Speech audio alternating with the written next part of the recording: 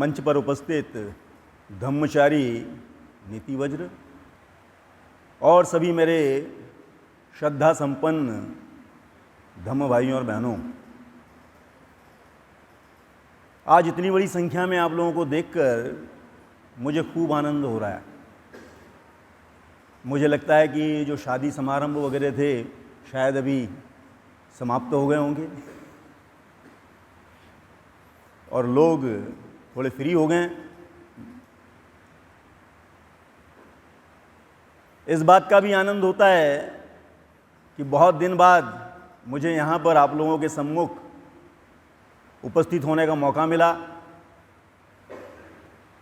मेरे परम मित्र नीति वज्र जी ने बहुत ही अच्छे अच्छे शब्दों में मेरी तारीफ की, साथ में पुष्पगुच्छ देकर स्वागत भी किया गया। तो मुझे लगता है कि जिम्मेदारी बढ़ गई है। कभी कभी ज़्यादा तारीफ होना धोखादायक होता है, उससे जो बोलने वाला होता है तनाव बढ़ जाता है। खैर, तो मुझे बहुत ही आनंद होता है आप लोगों के सम्मुख एक बार फिर से उपस्थित होकर, और आज का जो विषय मुझे दिया गया है उसके बारे में आप लोगों से चर्चा करते हुए मुझे खूब प्रसन्नता महसूस कर रहा हूं मैं।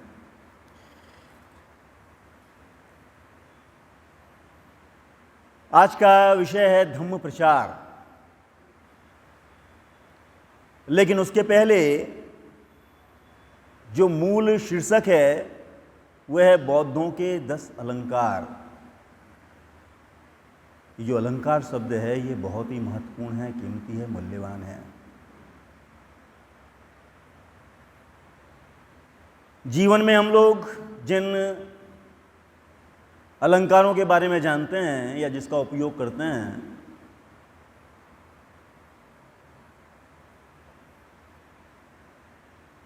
वो बाहरी अलंकार होते हैं।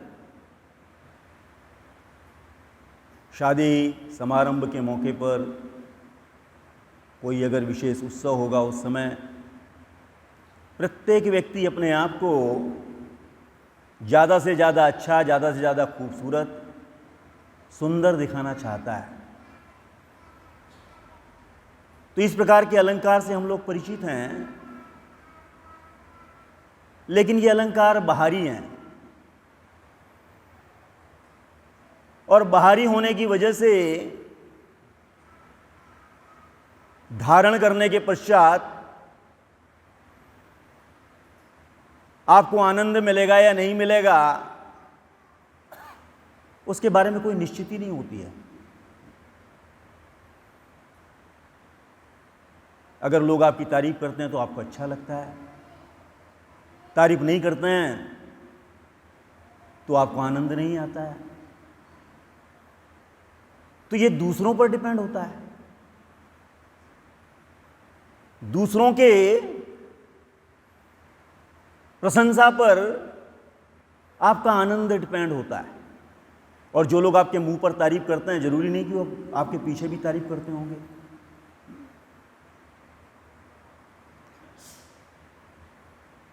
दूसरी बात है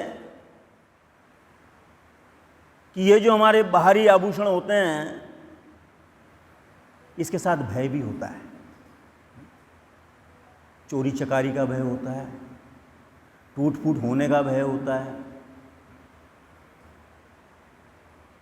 या फैशन से बाहर होने का भय होता है, क्योंकि दिनों दिन नई नई चीज़ें ईजाद होती रहती है।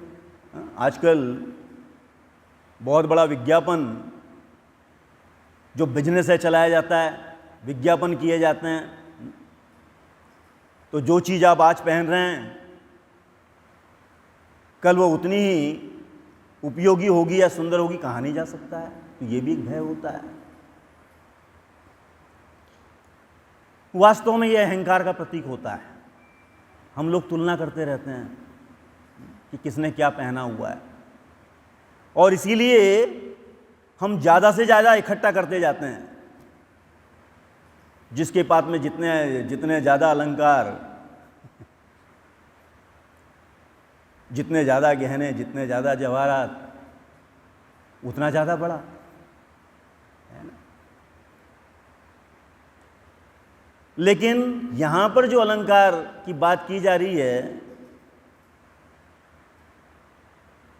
वो बाहरी अलंकार नहीं, भीतरी अलंकार है।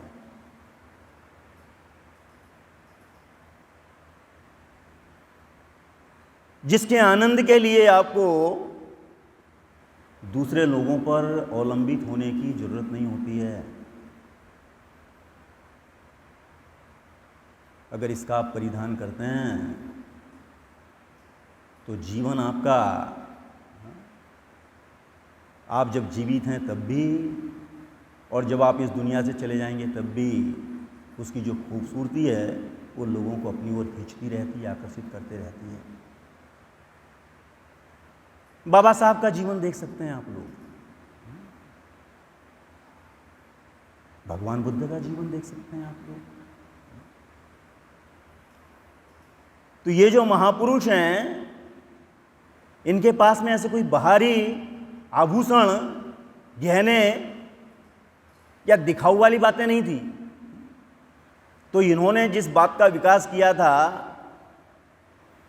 वो भीतरी अलंकार थे, भीतरी खूबसूरती थी, और उसी की भंते जी यहां पर चर्चा कर रहे हैं।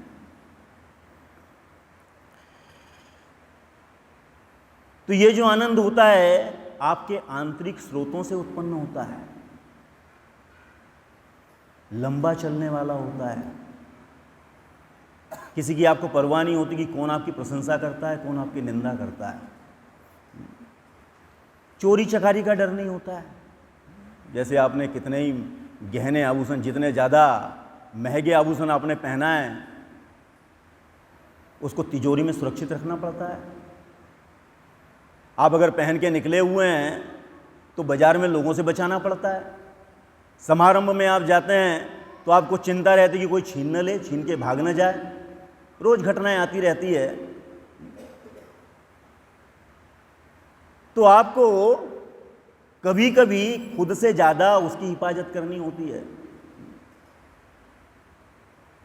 लेकिन ये जो भीतरी आभूषण है जिसके बारे में भंते जी ने बताया है, उसको किसी प्रकार का ऐसा भय नहीं होता है, और वो कभी फैशन से बाहर भी नहीं होता है। 2500 वर्ष हो गए, लेकिन भगवान बुद्ध और उनकी जो शिक्षाएं, उनके जो उपदेश है, उसकी चमक आज भी लोगों को आकर्षित करती है। और भारत के लोगों को आकर्षित करती है, ऐसी बात नहीं है, दुनिया भर के लोगों को आकर्षित करती है। और आज अगर आप देखेंगे तो बड़ी मात्रा में, खासकर जो विकसित देश हैं, उन लोगों को आकर्षित कर रही है। बाबा साहब लोगों को आकर्षित कर रहे हैं। जैसे जैसे दिन बीतते जाते हैं वैसे वैसे बाबा साहब की चमक, बाबा साहब का सौंदर्य,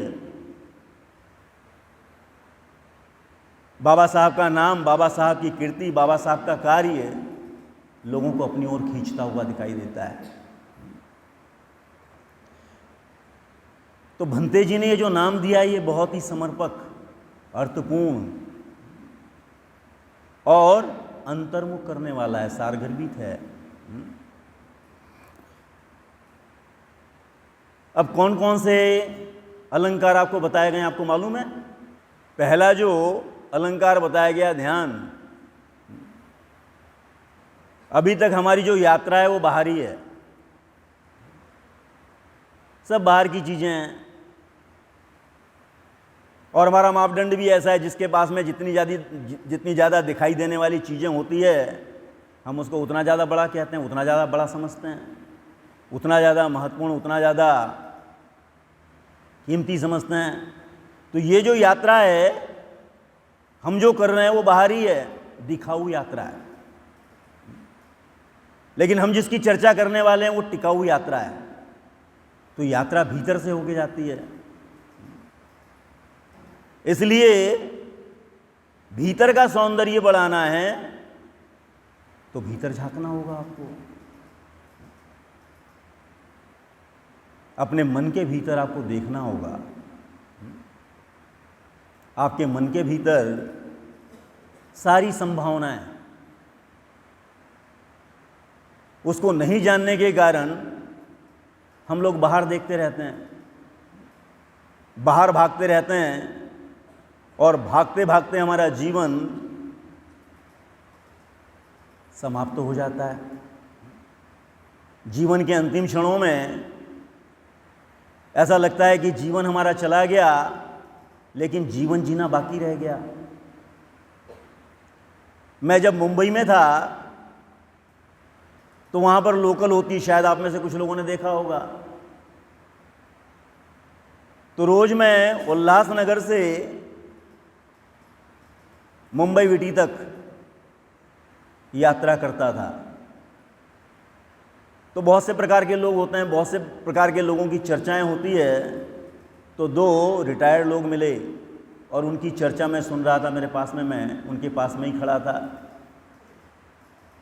तो उसमें से कोई कह रहा था कि यार कैसे 60-62 साल निकल गए, जीवन के मालूम ही नहीं पड़ा, और अभी जो जीवन है वो ढलान पर पहुंच गया है, शायद कब आदमी लुढ़क जाए, कुछ कहा नहीं जा सकता। तो इस दौड़ में जीवन सारा हमारा छूट जाता है, जीना हमारा बाहर रह जाता है। हाँ? तो ये जो यात्रा है, इसकी जो शुरुआत है वो इसीलिए ध्यान से की गई है। जब आप आनापानसति ध्यान करते हैं, महत्ता भावना ध्यान करते हैं, तो भीतर हमारी जो संपदा छुपी हुई है, जो सच्ची दौलत छुपी हुई है, उसके संपर्क में हम लोग आते हैं, उसको देखते हैं और उसको निखारने का, संवारने का और बढ़ाने का कार्य करते हैं। इसलिए इसकी शुरुआत जो है वो ध्यान से की गई है। दूसरा कौन सा अलंकार है? धम्म का अध्ययन। Very good.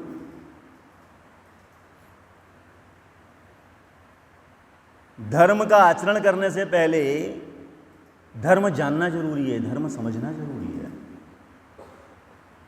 और धर्म को समझने के लिए धर्म का अध्ययन जरूरी है। जितना ज़्यादा आप धर्म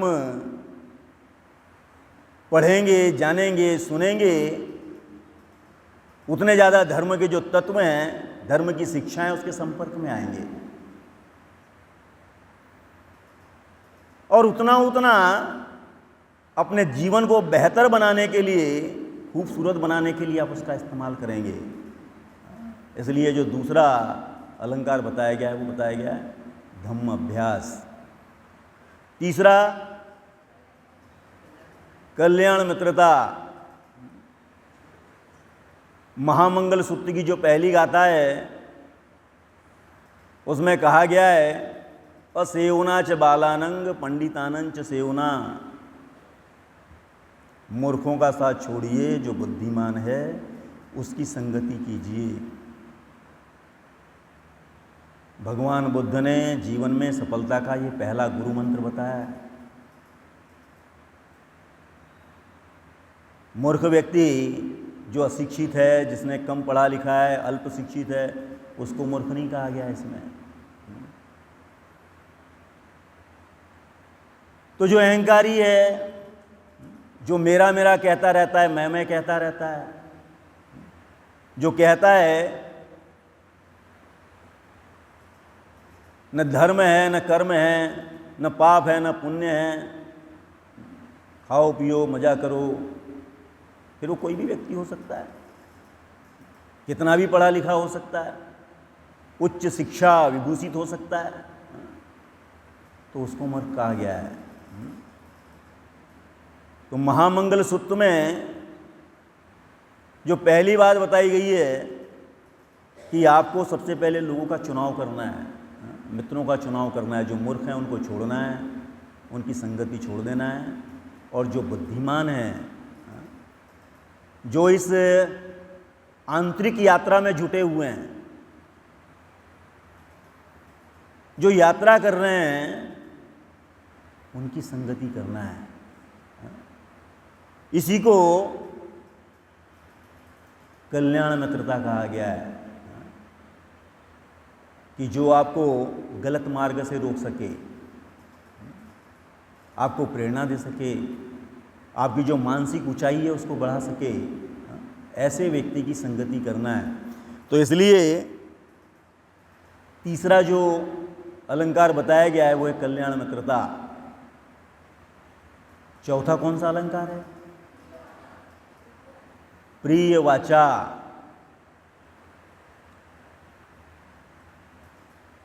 ये ऐसा अलंकार है कि जिससे प्रत्येक व्यक्ति का व्यक्तित्व दिखाई देता है, उठकर दिखाई देता है।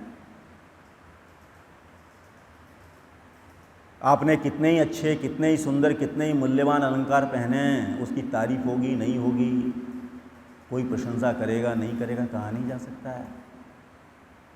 लेकिन ये ऐसा आभूषण है, ऐसा अलंकार है कि लोग आपके सामने भी तारीफ करते हैं और आपके पीछे भी तारीफ करते हैं। लोगों से जो आपका पहला संपर्क आता है,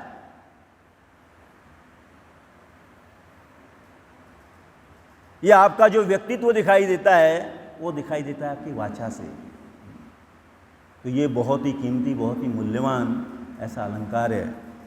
इसलिए इसको चौथे नंबर पर भंते जी ने रखा हुआ है। पांचवा, नशीली वस्तुओं से अलिप्त रहना। ये भी अलंकार है। अलंकार क्यों है? क्योंकि सारे दुर्गुणों की जननी जो है, माता जो है, वो है नशीले पदार्थों का सेवन या मूर्छा में रहना, अजागरूक जीवन जीना, अजागरूक रहना, है ना। ऐसा कहते हैं कि जो व्यक्ति नशा पान करता है वो किसी भी प्रकार का गुनाह कर सकता है, सारे सीलों को तोड़ सकता है। इसलिए इसको 5वां नंबर दिया गया है। उसके बाद में छठा है, बहुत ही महत्वपूर्ण। कौन सा है?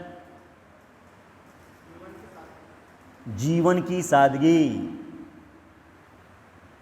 अगर आप भीतरी यात्रा कर रहे हैं, ध्यान कर रहे हैं, धर्म अभ्यास कर रहे हैं, कल्याण मित्रता प्रस्थापित कर रहे हैं, आपकी वाचा जो है मधुर हो गई है, प्रिय हो गई है, मादक पदार्थ,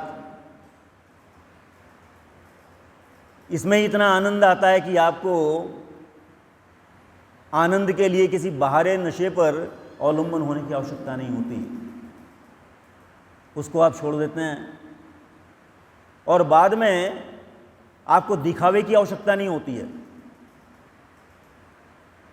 सादगीपूर्ण जो जीवन दिया हुआ है, आप फिर बाहरी चीज़ों के पीछे लगते नहीं हैं, वो छूटते जाते हैं और आपका जीवन जो है वो सादगीपूर्ण होता जाता है। एक मेरे मित्र हैं, ब्रह्मचारी हैं, आज ब्रह्मचारी हो गए अभी कुछ समय पहले। तो उन्होंने अपने जीवन का एक किस्सा बताया। वो इंजीनियर थे, तो उनका पदाधिकारी हमेशा उन्हें कहता था कि बार बार आप छुट्टियां लेकर कहाँ जाते हैं? तो उसने बताया, मैं शिविर जाता हूँ। तो बोले, बार बार जाते हो? साल में कितनी बार जाते हो? बोले, आप पैसे भी खर्च करते हैं, छुट्टियां भी खर्च करते हैं। अगर छुट्टियां बचेगी आपको तो जिस समय आपका रिटायरमेंट होगा उसके पैसे भी मिलेंगे, तो आप नुकसान ही नुकसान कर रहे हैं। तो उसने थोड़ा सा हंसा और बोले, सर इससे नुकसान नहीं होता है, बहुत बड़ा फायदा होता है। तो उसको भी बड़ा आश्चर्य हो गया। अद्भुत बात उसने बोली थी। ऐसा कभी सुना नहीं था कि आदमी पैसा भी खर्च कर रहा है, छुट्टियां भी खर्च कर रहा है और कहता है फायदा हो रहा है। तो उसको पूछा कि भाई कैसे फायदा हो रहा है? तो उसने कहा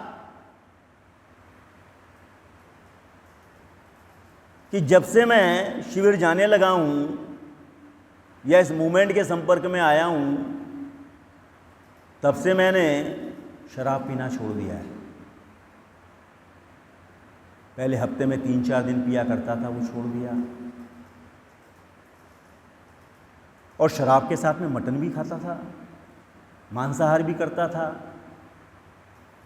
वो भी छोड़ दिया मैंने। और साथ ही साथ महीने में 2-4 पार्टियां भी होती थी।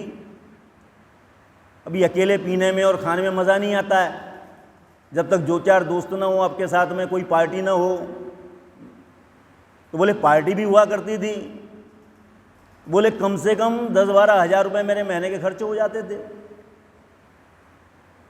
और 10 साल से मैं जब से इस संघ में जुड़ा हुआ हूँ, तब से मैंने ये सारी चीज़ें छोड़ दी है।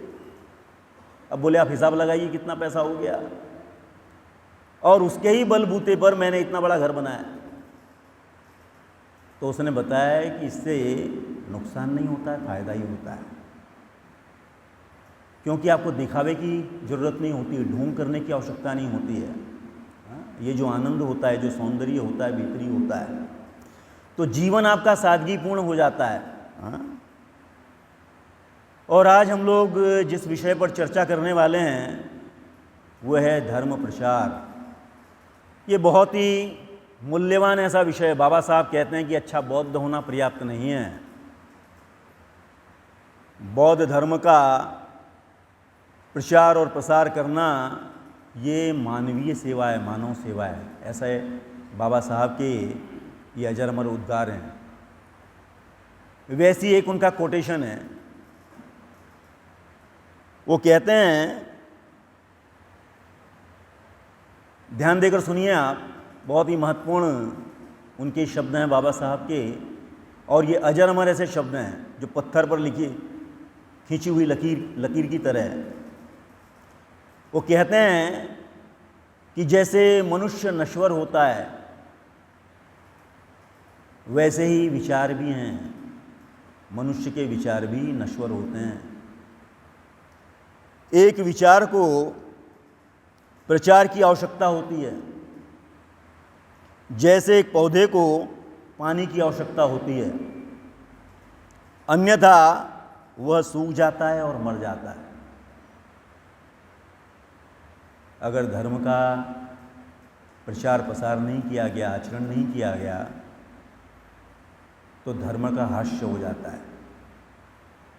और ये भारत के बारे में बिल्कुल सत्य है कि भारत का जो बौद्धों का वैभवशाली इतिहास रहा है, 1500-1600 वर्षों का, और उन वर्षों में भारत ने दुनिया को बहुत कुछ दिया है। बड़ी बड़ी यूनिवर्सिटीज़ दी, विश्वविद्यालय दिए हैं, धर्म दिया है, जीवन जीने का सच्चा मार्ग बताया है, मुक्ति का मार्ग बताया है। लेकिन कालांतर में धर्म का प्रचार प्रसार नहीं होने से, आचरण नहीं होने से धर्म भारत से लुप्त हो गया। 8वीं-9वीं शताब्दी के बाद में धीरे धीरे कमज़ोर होना शुरू हुआ, और 1900 हम देखते हैं कि बाबा साहब के आने तक, बाबा साहब ने जब धर्मांतरण किया तब एकदम उसको गति आई। तो इसीलिए बौद्ध धर्म का प्रचार ये बहुत ही ज़रूरी है। जिस प्रकार आचरण जरूरी है, उसी प्रकार प्रचार भी जरूरी है। 23/6/56 को बाबा साहब ने दिल्ली में एक व्याख्यान दिया था। बाद में 27/1/56 को प्रबुद्ध भारत में वो छपा हुआ था, और उसका विषय था कि भारत में बौद्ध धर्म का ह्रास क्यों हुआ, या भारत में बौद्ध धर्म लुप्त क्यों हुआ। ये उन्होंने मिलिंद प्रश्न से कुछ संदर्भ लिए हैं और 3 बातें बताई है उसमें। भारत में बौद्ध धर्म पतन की 3 बातें बताई है। वो कहते हैं जो धर्म तात्कालिक स्वरूप का होता है उसका प्रभाव तात्कालिक स्वरूप का होता है, थोड़े समय के लिए होता है, वक्त के साथ साथ वो समाप्त हो जाता है। जिसके तत्व, जिसके शिक्षाएं तात्कालिक स्वरूप की होती है वो ज़्यादा समय तक टिकता नहीं है। दूसरी बात बताई उन्होंने, यदि धर्म प्रचारक विद्वान नहीं होंगे और चर्चा करते समय उत्तम तरीके से अपनी बातों को प्रतिपादित करने में सफल नहीं होंगे तो धर्म नष्ट होगा। ये दूसरी बात बताई। और तीसरी बात बताई, जब सर्वसाधारण मनुष्य सच्चे धर्म पर अवलंबित न होकर केवल दिखावा करेंगे तो धर्म का ह्रास होता है, क्योंकि दिखावा चिरंतन नहीं चलता है। तो 3 महत्वपूर्ण बातें बताई है। हम लोग एक बात तो निश्चित तौर पर जानते हैं कि बौद्ध धर्म की जो शिक्षाएं हैं, बौद्ध धर्म के जो तत्व है वो सार्वदेशिक, सार्वकालिक, सार्वभौमिक है, वैश्विक हैं। बौद्ध धर्म की शिक्षाएं जैसी 2500 वर्षों पहले मनुष्य को प्रभावित करती थी वैसे आज भी प्रभावित करती है। अगर किसी भी शिक्षा को उठाइए आप, नहीं वेरेन वेरानी समन्तीद कुदाचनंग वेरेन सम्मंतीद एच धम्मो सनंतनो। वैर से वैर कभी शांत नहीं होता है। वैर को शांत करने के लिए अवैर की आवश्यकता होती है, मैत्री की आवश्यकता होती है। तो बौद्ध धर्म के जो तत्व हैं वो त्रिकाल बाधित सत्य पर आधारित हैं, वैश्विक हैं। लेकिन भगवान बुद्ध के समय आपने देखा होगा कि बहुत से लोग थे, उस समय बड़े लोकप्रिय थे, लोगों के बीच में उनकी बड़ी प्रतिष्ठा थी, बड़ा सम्मान था। अगर आपने भगवान बुद्ध उसका धर्म पढ़ा होगा तो उसमें बहुत से लोगों का उल्लेख आता है, जैसे अजीत केशकंबल, पकुत कात्यायन, मक्खली गोशाल, संजय वेलट्टी पुत्र, निगंडनाथ पुत्र। और उसके बाद भी दुनिया भर में अनेक ऐसे लोग दिखाई देते हैं कि जो समय के साथ साथ जिनका उभार हुआ और बाद में वो नष्ट हो गए। तो बाबा साहब कहते हैं कि उनकी शिक्षाओं में वो बात नहीं होती कि उनको ज़्यादा लंबे समय तक लोगों के बीच में रख सके, लुप्त हो जाती है।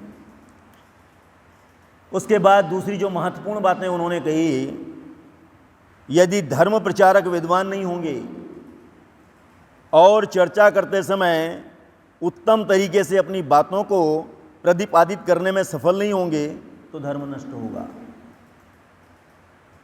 बाबा साहब कहते हैं कि उस धर्म का प्रचार करने वाले जो लोग हैं विद्वान होना चाहिए, आचरणशील होना चाहिए और विद्वान होना चाहिए। हम लोग जानते हैं कि जब जब ऐसे ऐसे लोग अस्तित्व में आए तो उन्होंने धर्म को बढ़ाने में, दूसरे देशों तक पहुंचाने में महत्वपूर्ण भूमिका निभाई। राजा अशोक का हम लोग उल्लेख कर सकते हैं।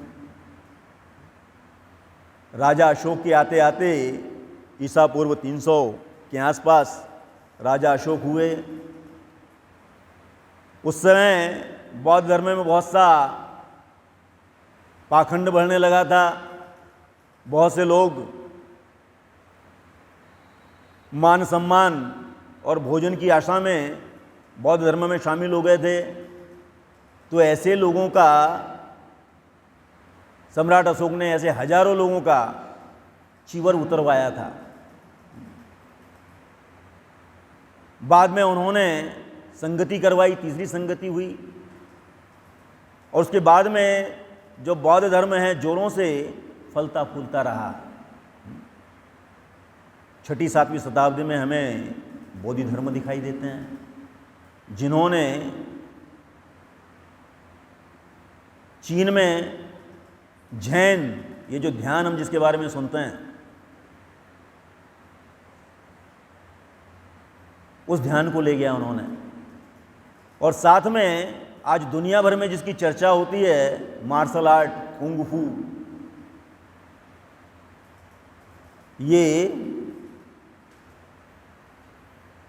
जो बोधि धर्म है, बोधि धर्मन या बौद्ध धर्म कहते हैं, उनकी देन है। वहीं से चीन से बौद्ध धर्म बाद में कोरिया में गया, कोरिया से जापान में गया। बाद में ऐसे ही बहुत से लोग आए। भारत में अनागारिक धर्मपाल आए। उसके पहले अंग्रेजों के शासन में कुछ अंग्रेज विद्वान आए। उन्होंने बौद्ध धर्म की जो धरती के अंदर दफन ऐसी विरासत थी, उसको खोद कर बाहर निकाला। अनागारिक धर्मपाल आए। उन्होंने महाबोधि जो विहार है, उसके मुक्ति का आंदोलन चलाया।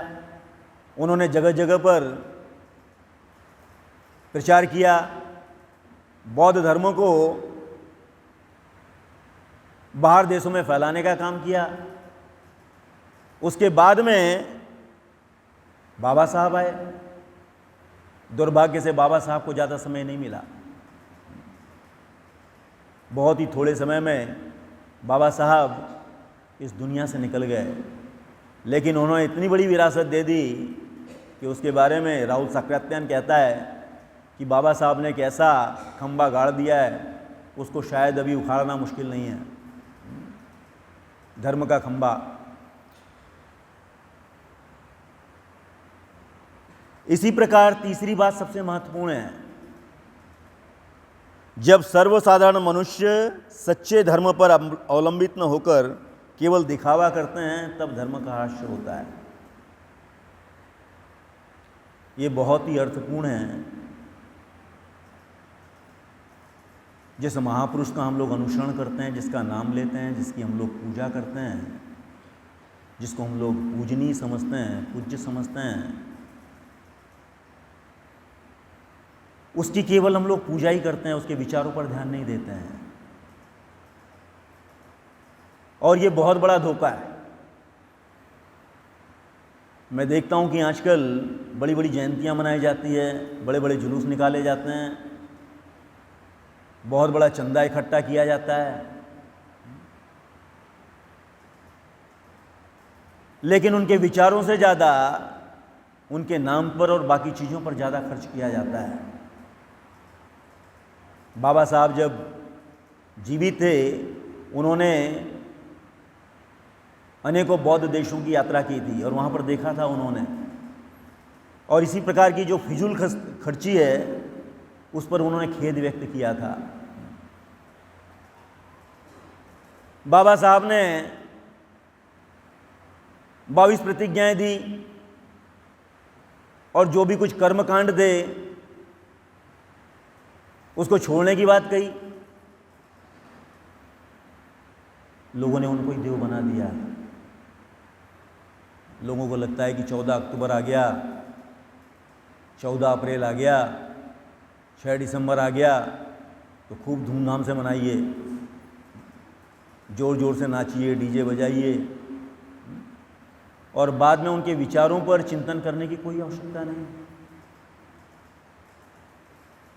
एक बड़ा ही मार्मिक प्रसंग बाबा साहब के जीवन से आता है कि बाबा साहब जिस समय दीक्षा समारोह की तैयारी चल रही थी, उस समय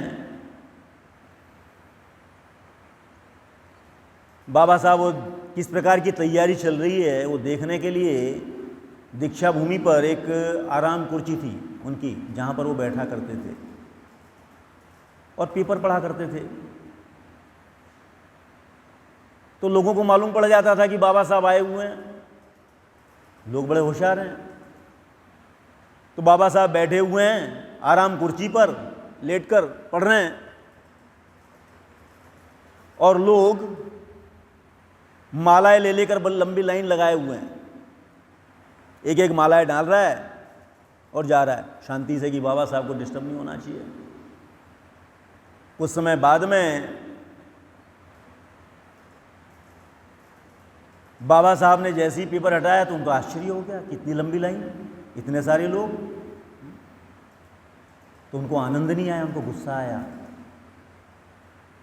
उन्होंने, उनके पास में एक लकड़ी थी जो टेक कर चलते थे, वो लकड़ी उठाई और जो व्यक्ति सामने दिखा उसको जोर से लगाया उसको, और जैसी उसने लकड़ी लगाई बाबा साहब ने, वैसी सब 9-2-11 हो गए वहाँ से। वहाँ पर कोई पत्रकार था कुलकर्णी नाम का,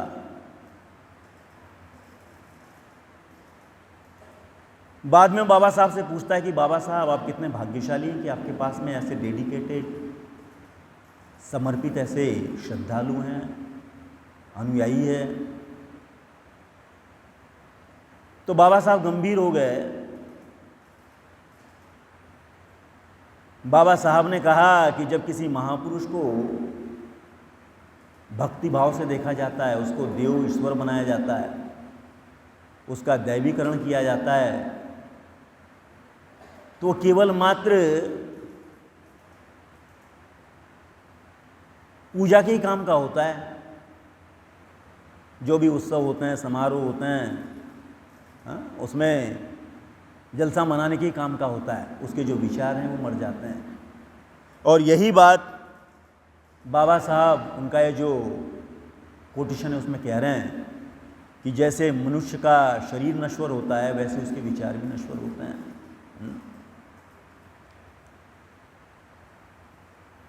उसके पश्चात ये तो बाबा साहब ने जो 3 बातें बताई बौद्ध धर्म के हास्य की, बाद में 1950 में उनको अवसर मिला तो एक बड़ा लेख लिखा उन्होंने महाबोधि सोसाइटी के महाबोधि अंक में, Buddha in the future of his religion, भगवान बुद्ध और उनके धर्म का भविष्य। और उसमें उन्होंने बहुत सी बातें की, वो बहुत बड़ा उनका लेख है, तो मैं उसका केवल इसी संदर्भ में एक जो 2-3 बातें उसका उल्लेख करूंगा, और बाद में त्रिरत्न बौद्ध महासंघ के बारे में थोड़ा बोलकर मैं अपने शब्दों को विराम दूंगा। तो बाबा साहब कहते हैं कि दुनिया का उद्धार केवल बौद्ध धर्म से ही होना है। ऐसा धर्म जिसके मूल में, हृदय में जिसके नीति है, शील हैं,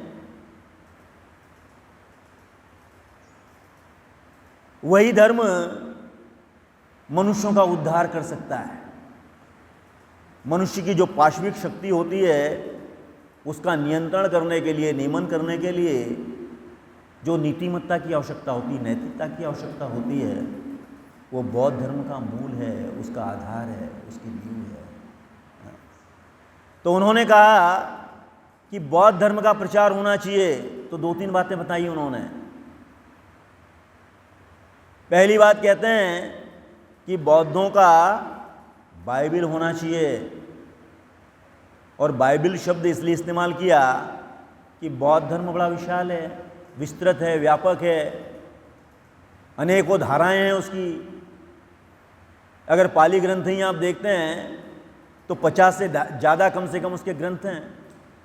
उसके बाद में महायान आता है, उसके बाद में वज्रयान आता है, उसके बाद में चीनी बौद्ध धर्म आता है, जापानी बौद्ध धर्म आता है, उसकी बहुत सी परंपराएं आती है, तिब्बती धर्म आता है। तो बाबा साहब कहते हैं कि साधारण व्यक्ति के लिए ये सब पढ़ना बड़ा मुश्किल है, तो एक छोटी सी ऐसी पुस्तक होना चाहिए बाइबिल की तरह, जो प्रत्येक व्यक्ति अपने पास में रख सकता है और पढ़ सकता है, उसका अध्ययन कर सकता है। ये किसी भी धर्म को आगे बढ़ाने के लिए, मजबूत करने के लिए और आगे की पीढ़ी तक ले जाने के लिए बहुत ज़रूरी है। और इसका उन्होंने खुद ही, भगवान बुद्ध उसके धर्म के रूप में उन्होंने पुस्तक लिखी। मुझे लगता है कि आप में से बहुत से लोगों के पास में पुस्तक होगी। दूसरा कहते हैं कि भिक्षु संघ के संगठन और उसके उद्देश्य में परिवर्तन होना चाहिए। इसके बारे में कुछ गंभीर बाबा साहब ने कुछ बातें कही है। मुझे लगता है कि उसको मैं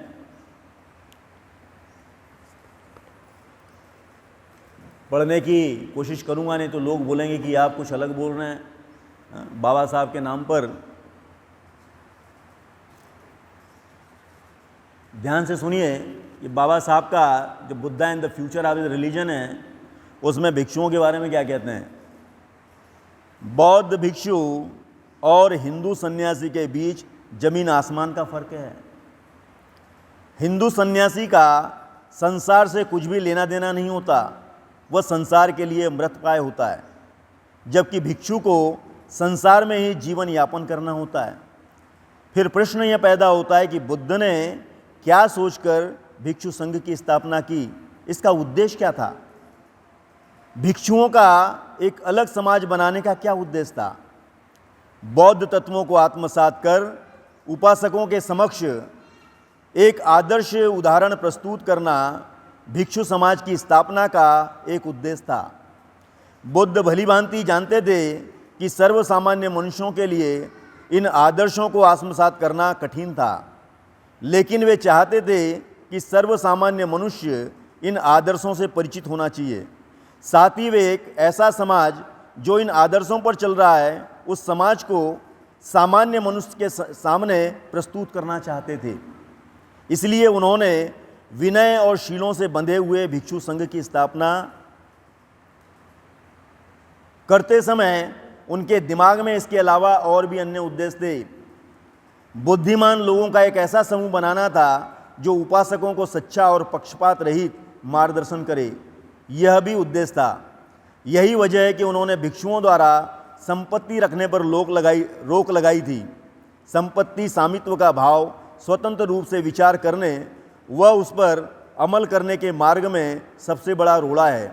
दूसरा एक उद्देश्य यह भी है कि भिक्षु संघ के माध्यम से ऐसे समाज की रचना करना जिसके सदस्य स्वतंत्र रूप से लोगों की सेवा कर सके। यही कारण है कि वे चाहते थे कि भिक्षु शादी न करे। क्या आज का भिक्षु संघ इन आदर्शों को जी रहा है? अब बाबा साहब प्रश्न पूछते हैं। स्पष्ट रूप से इसका उत्तर नकारात्मक ही होगा। न तो वह लोगों का मार्गदर्शन कर रहा है और न ही सेवा कर रहा है।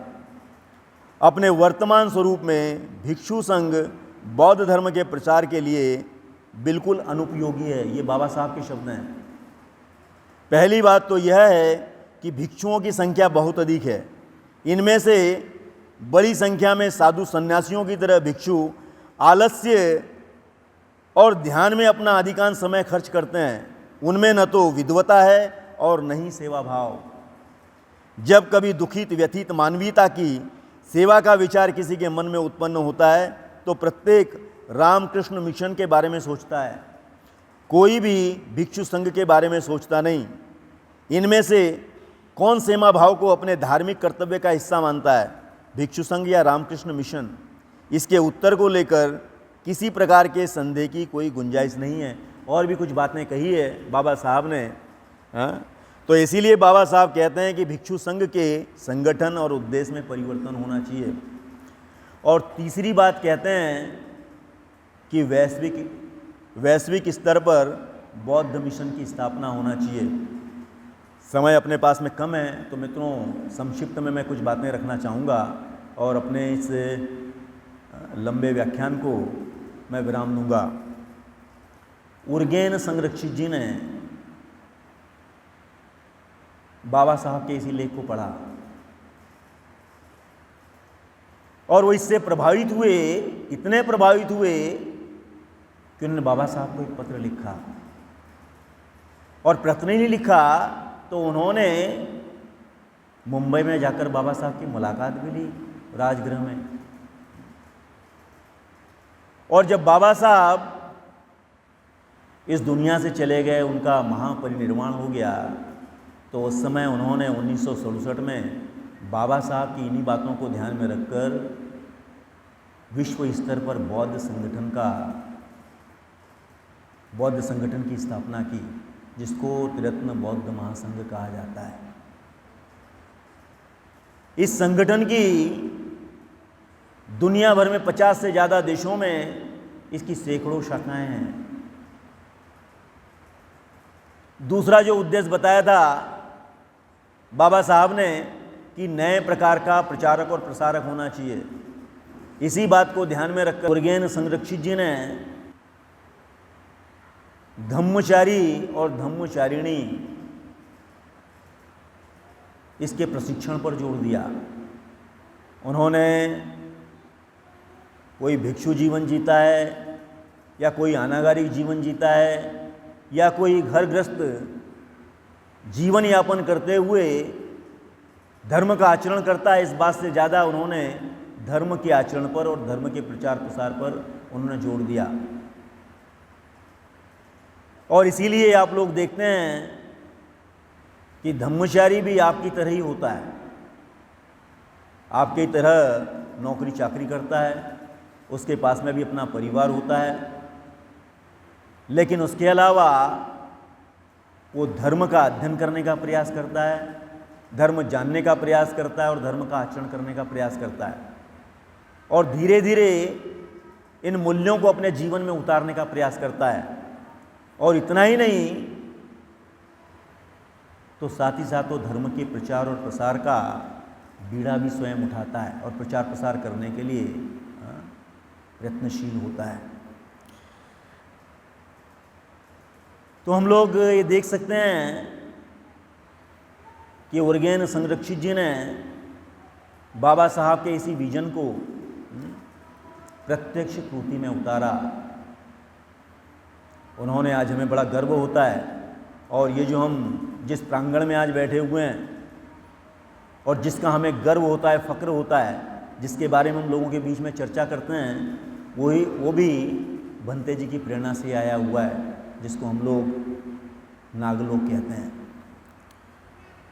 सन 1979 में लोकमित्र जी भारत में आए और उन्होंने भी बहुत से केंद्र सेंटर्स की स्थापना की, बहुत से बुद्ध विहार निर्माण करवाए, बहुत से ध्यान केंद्र उन्होंने स्थापित किए और साथ ही साथ धर्म के साथ साथ उन्होंने जो सोशल वर्क है, स्वास्थ्य को भी ध्यान में रखा, उसमें उसका भी समावेश किया। तो बहुत से जो छात्रावास है उसकी स्थापना की गई, बहुत से हेल्थ सेंटर निर्माण किए गए, बहुत सी झोपड़पट्टियों में बालवाड़ी शुरू की गई, कराटे के वर्ग शुरू किए गए और इस प्रकार देखते ही देखते थोड़े समय में रत्न बौद्ध महासंघ ने एक नई संस्कृति, नई कल्चर, एक नई सभ्यता को निर्माण करने में बहुत ज़्यादा नहीं लेकिन थोड़ी सी सफलता हासिल की। एक छोटी सी कहानी सुनाता हूँ मैं, क्योंकि बहुत से लोगों को अपेक्षा होती है कि प्रसन्न बोधि है और कुछ कहानी वहानी नहीं तो थोड़ा सा कुछ उनको ऐसा लगता है कि कुछ मिसिंग हो गया है ना। अभी मैं अमरावती गया था कुछ दिनों पहले व्याख्यान देने, तो अमरावती के किसी मित्र ने 25 साल पुरानी घटना सुनाई। उन्होंने कहा कि प्रसन्न बोधि जी, आपने 25 साल पहले एक व्याख्यान दिया था, उसमें ये कहानी सुनाई थी। हाँ, तो बाकी तो उसको कुछ याद नहीं, लेकिन वो कहानी उसको याद थी। तो बुद्ध के ज़माने में जो मुंबई था वो बौद्ध में था। वहाँ पर नाला सुपारा वगैरह आपने देखा होगा। वहाँ पर पूर्णा नाम के एक व्यक्ति थे जो बाद में जेतवन जाते हैं, बुद्ध की शिक्षाओं से इतने प्रभावित होते हैं, वो भिक्षु जीवन जीते हैं, आचरण करते हैं और धर्म की बहुत सी उपलब्धियां हासिल कर लेते हैं।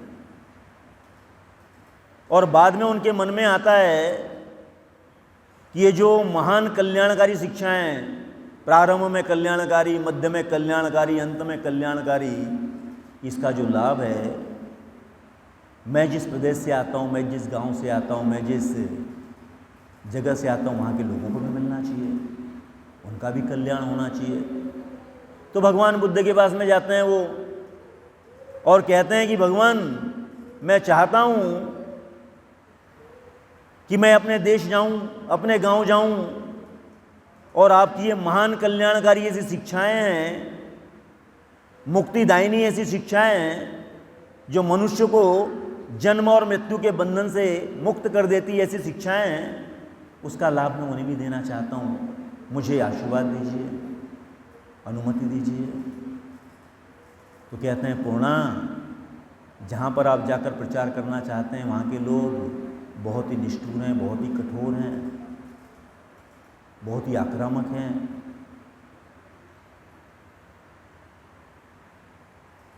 तो पूर्णा कहता है कि भगवान कोई बात नहीं, मैं समझूंगा कि भले ही कठोर हो, निर्मम हो, आक्रामक हो, लेकिन उन्होंने मुझे अपशब्द नहीं कहा।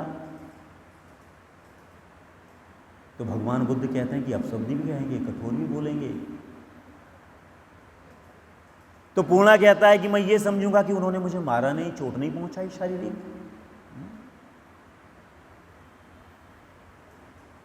भगवान बुद्ध कहते हैं कि हो सकता है कि शारीरिक चोट भी पहुंचाए।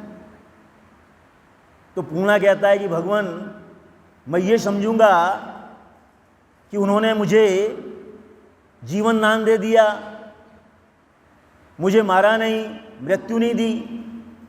भगवान कहते हैं कि वो तुम्हें मार भी डालेंगे, जान भी ले लेंगे।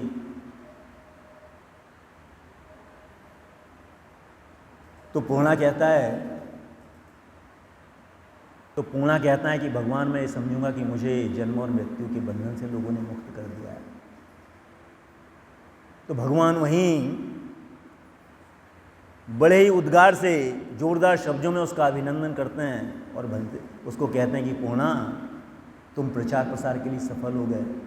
तो मित्रों, धर्म का प्रचार प्रसार करना कोई साधारण बात नहीं है। उसके लिए तो पहले आपको धर्म का अच्छे से आचरण करना होता है, उसको आत्मसात करना होता है, और बाद में बड़ी ईमानदारी से लोगों के बीच में भगवान की जो कल्याणकारी शिक्षाएं उसका प्रचार करना होता है।